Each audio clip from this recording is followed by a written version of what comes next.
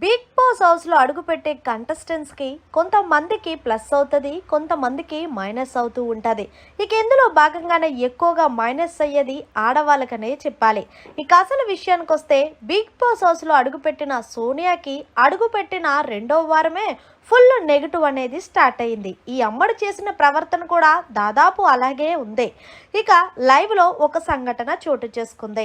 ఇక నిఖిల్తో మాట్లాడుతూ, నిఖిల్ నన్ను నువ్వు నామినేషన్ చేసి బయటికి పంపించేవా అని అడుగుతుంది సోనియా.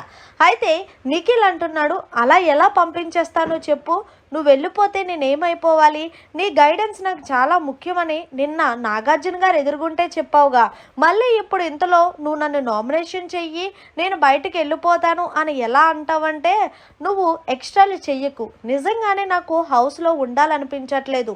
నిన్న నాగార్జున గారు చిన్నోడు పెద్దోడు అని అన్నాడు, అంటే ఏదో సంథింగ్ బయట నా గురించి ట్రోల్ మొదలైంది కాబట్టే ఆ వర్డ్ తీసుకొని మాట్లాడారు. నేను చాలా సీజన్స్లో చూశాను, ఎప్పుడు బయట ఏం జరుగుద్దో అది ఇంటిస్తూ ఉంటారు. నాకు అప్పుడే అనిపించింది, పెద్దోడంటే నువ్వు, చిన్నోడంటే పృథ్వీ, మిమ్మల్ని ఇద్దరిని కంపారిజన్ చేసి నన్నతో మాట్లాడారు అంటే నేనేదో బయట తప్పుగానే ప్రమోట్ అవుతుంది. సో అందుకే నాకు అస్సలు ఉండాలనిపించట్లేదు, అందులోనూ నా పర్సనల్ లైఫ్ని నేను మంచిగా ఉంచుకోవాలనుకుంటున్నాను అంటే.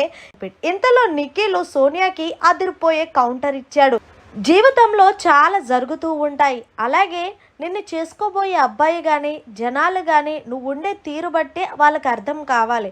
నువ్వు హౌస్లో ఎవరితో క్లోజ్గా ఉన్నా అక్కడ వరకే అన్నట్టుంటే పర్లేదు, కానీ అప్పుడప్పుడు నీ ప్రవర్తన నాకు కూడా నచ్చదు. ఎందుకంటే విష్ణుప్రియ గురించి మాట్లాడతావు, మళ్ళీ వాళ్ళ గురించి మాట్లాడుతావు. ఏదైనా ఒక గొడవ జరిగింది అంటే అది అక్కడితో వదిలేస్తే హ్యాపీ, బట్ ఇలాంటి చిన్న చిన్న విషయాలు ఉన్నాయి, అవి తగ్గించుకుంటే బాగుంటుంది.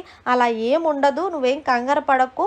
ఒకవేళ నిన్ను నిజంగా హౌస్లో నుంచి బయటికి తీసుకురావాలి అంటే జనాలే చూసుకుంటారు, నువ్వేమీ అంత ఆవేశపడకమ్మా, నేనైతే నిన్ను నామినేషన్ చేయనని చెప్పి నిఖిల్ కళాఖండిగా చెప్పేశాడు. మరి మొత్తంగా సోనియా తనకు తానే బిగ్ బాస్ హౌస్ నుంచి వెళ్ళిపోతాను అంటుంటే మరి నిఖిల్ ఎందుకు ఇలా చేస్తున్నాడు? ఎవరు మాయలో పడకూడదు అనుకుంటామో వాళ్ళ మాయలోనే పడిపోయాడు నిఖిల్. మరి చూడాలి, వైల్డ్ కార్డ్ ద్వారా కావ్య ఎంట్రీ ఇస్తుందని టాక్ అయితే వినిపిస్తుంది. బహుశా అప్పుడైనా నిఖిల్ ఆట మారుతుందేమో. మరిన్ని లేటెస్ట్ అప్డేట్స్ కోసం చూస్తూనే ఉండండి మన ఛానల్.